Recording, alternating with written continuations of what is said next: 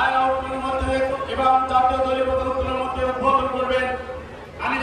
সঙ্গীত পরিবেশনার মাধ্যমে আজকে জাতীয় পতাকা দলীয় উদ্বোধন করবেন। সঙ্গীত পরিবেশন করুন, জাতীয় সঙ্গীত পরিবেশনা করুন।